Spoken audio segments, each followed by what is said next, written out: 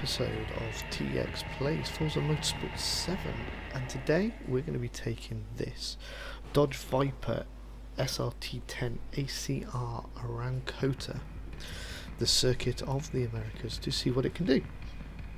This is a fairly standard car.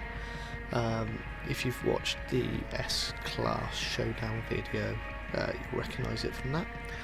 It's a obviously front engine rear wheel drive, sports tyres, 355 wide, so 355s, 600 horsepower engine, so pretty quick.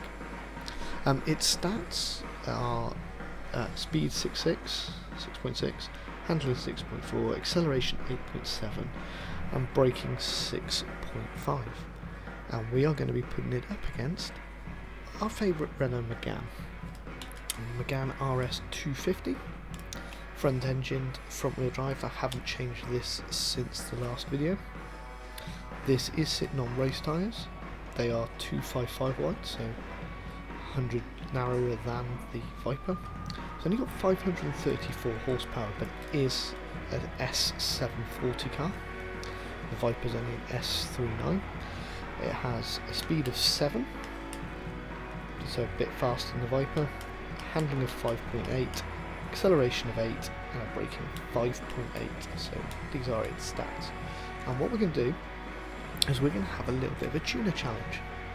I'm going to race these two cars. This one is fairly standard right now, and we're going to see whether you can tune a car to beat the Viper around the COTA circuit. So what we're going to do is give you 3 laps. We're going to see how the cars do and record their times. Some simple rules. You've got to use the Megane RS 250, which will cost you 32,000 credits. So it's a fairly cheap car, pretty easy to make in comparison. And your car can have a maximum of 745 PI. So what you do to it and that PI is fair game. You can do whatever you want, but that is the maximum PI. So you can swap drivetrains, you can swap engines, you can do whatever you like. As long as it doesn't go above 745, that just keeps it within the same bubble as the Viper. If you took the Viper off the track, that'd be in this game, that'd be the high kind of range you'd be racing against. Submit them by sharing them on the tune part of the game, and if you put TX Plays Tune in the description, it's going to make it easy for me to find it. Also would help if you DM tweet me. So if you send me a direct message on Twitter at TX_plays, then I just know it's there. If I have any questions about the car, stats or anything like that, or anything particular you want me to know about it, that would be handy to know. So, as you can see, out on track at the moment is the Viper. It's pretty quick. Big rear tyres help you get the power to the ground. You noticed earlier in the lap I hopped a curb. That was just to give it a dirty lap. The first lap is often the slowest, unless things have gone horribly wrong. But sometimes I was finding I could do a clean lap on the first lap and then do a dirty but slightly quicker lap. I'm obviously trying to stick to track regulations and not trying to hop the curbs too badly. But then at the end it wouldn't tell me what the quickest time was, so I tended to just dirty my laps on purpose a little bit. So, the Viper out of the last corner, up the big straight, onto its second of its 3 laps. Accelerating pretty quick, which it should do with 8.7 in acceleration. Having to brake early, make sure it goes into the line, and just ease off the brakes and actually find that you get onto the power slightly quicker here. Downhill, the Viper pretty straightforward to drive. I gave it a couple of runs around here just to get used to the handling of it, since I'm only going to drive it once as part of this series, and it seemed balanced all the time. My lap times each session were pretty similar, and I would do the same test on yours. I'll give you sort of 6 lap run and then just show the quickest one. Yeah, takes this corner flat, easily keeps its nose into side track limits, down into the hairpin, just slightly wide of the apex in this lap, and down this long back straight. So I chose Kota because obviously the Viper being an American car, I thought I'd give it home field advantage, and this track has so much red, white and blue around the outside. So the Viper's got home sport here. I also picked it, it's got some of these big braking corners, acceleration points, and if you've seen the S-Class video, you'll know that the Megane is quicker in a straight line, but I doubt it's going to get it up to that speed in this video. But we know the Viper accelerates faster but doesn't have as high a top speed, at least shown in the stats. So what we're trying to do is see whether we can beat this Viper, this 265,000 credit Viper originally, with what's effectively a 32,000 credit Renault Megane. I'm racing the untuned version. We will see. So that was a pretty clean lap, that one. Comes out of the final corner, back down straight. Lap 3 is this car's quick lap. It was with both cars actually, and most of the time. So 3 seconds up, that was 2:25. Not a bad time. Pretty comparable, a little bit slower than best laps I've done before, but pretty consistent with those times. So this time I just really fire the car in, flicking it through these corners, trying to brake cleanly, trying not to lock up, and his brakes aren't fantastic, but alright. I'm up through this twisty section. Just keep it on track here. Sometimes I will in these track corner names, I promise. Now down here, can I get flat out and onto the apex? Yep, hit apex. Don't run out to the edge of the track this time. And into the hairpin. Much better than last time. Power down this back straight. What do we reach? We're up to 120, 30, 140, 45, 50, braking at 156 miles per hour at the end. Almost a second up on my lap time from before. I get pinged for a dirty lap for just cutting the corner out. It must have been like a pixel off the track. I actually go really wide here trying to make up that time, which surprises me that my time actually improves. But I guess I managed to keep the speed up that I didn't have. It's just holding that line. Penultimate corner. Again, just overcutting the curve, but not too much.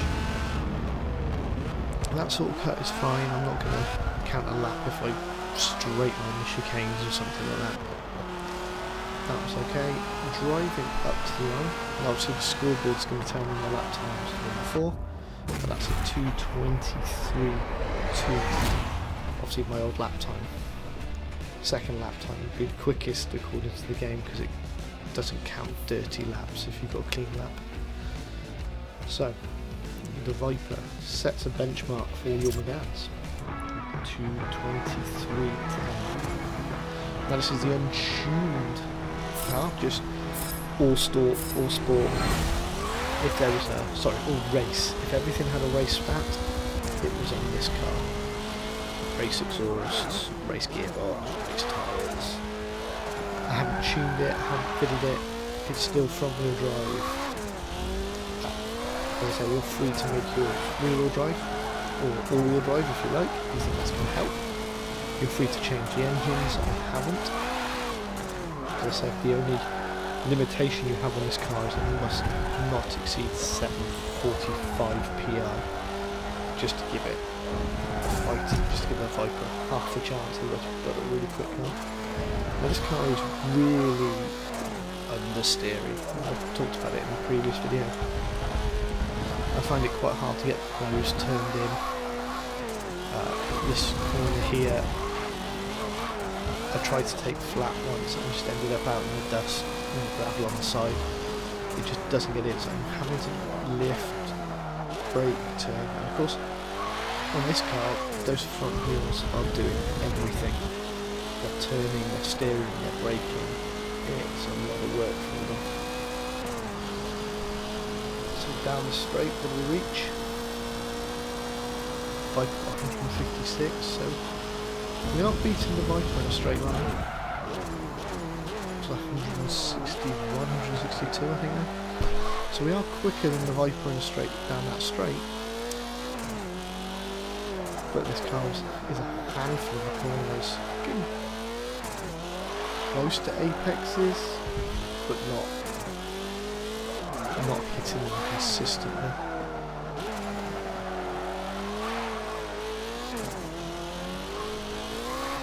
Spent a lot of time with this car. Again, I gave it a couple of runs just to see what a stock car could do, because any tune would hopefully beat the stock car. So I gave it a couple of runs just to make sure I wrung the most out of it I could.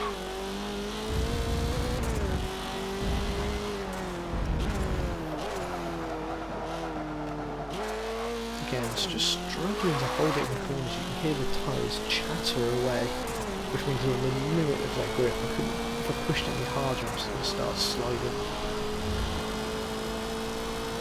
So our first real flying lap up the hill.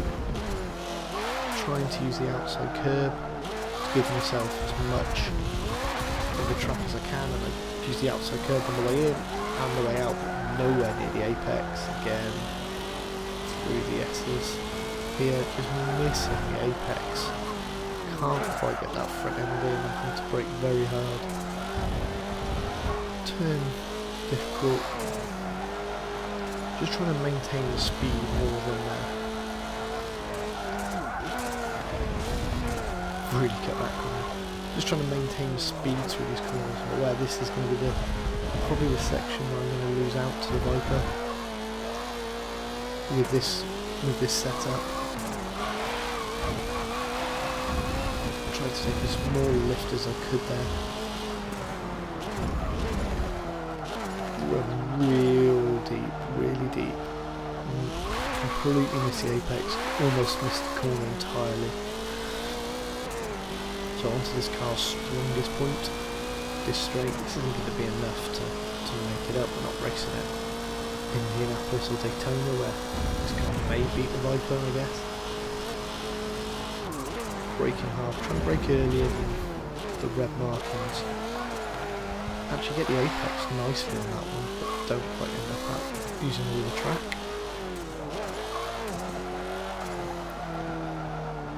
Again, just drifting wide, but actually use it to try and cut back into the next corner. Again, this is big braking zones here at the end of this main straight where I just can't get the car slowed up well enough. Through this long, never-ending corner, it's just one corner after another. A real test of your car's lateral forces, I guess. Whether you can keep it in when it's going to drift out. Just run super wide on the exit. Don't try and get it back on, so I'm going to lose as much speed as I can at that straight. Eke all the speed I can, just accelerate over it, hit the edge of the glass. Slightly quicker than my first lap, but clearly a throwaway. Again, nowhere near the apex, and if we want to keep it within track limits, I've obviously already muddied the lap by extending the last corner. It doesn't like it if you hop a curve in the last sector. It thinks you're trying to gain advantage. Much closer here to these corners, just clipping these apexes a bit better. I'm just trying to maintain control. A bit of a heavy cut. I'm just trying to maintain control. A bit brave, being a bit braver into some of these corners. This one going more for a lift. So just took a little lift on the way out of the corner rather than on the way into it. Again, running deep and missing the apex, but staying on the track. This car does generate a lot of wheel spin if you're heavy with the throttle. So you've got to be careful with that. Just try something, especially see that windy section at the top, trying to keep speed without wheel spinning. And can be difficult, and that's some of these corners wheel spinning quite hard. A big break at the end, miss the apex, but managed to get it just about turned. Half a second up on where I was last time. Through this corner, just trying to keep it tidy, which is all you can do with this car at the corners. Like I said, if you want to build this car, just put everything race on it. You've got the same car I've got here, and the widest tyres you can put on. You've got the same car, and you've got a base from where I am to try and build your car and tune your car to a better point. So last two corners, actually up on the curb there. Don't use the full width on the way out. Can't quite get the power to do that. Missing the apex here, but get it out to the curb. Racing to the line. Not controlled a few backwards, which I didn't do that in the corner. We crossed the line. We were 2:27.459, so 4.2 seconds slower than that Viper, which is a big gap. Big gap. So, take a look at our minimalistic leaderboard. So you can see there are 2 lap times as a comparison, and we'll be putting names up there of your tunes as you come along. I've been TX Plays, Forza Motorsport 7. Hope you've enjoyed the episode. A like and a subscribe would be much appreciated. Thank you very much, and I will see you on the next episode.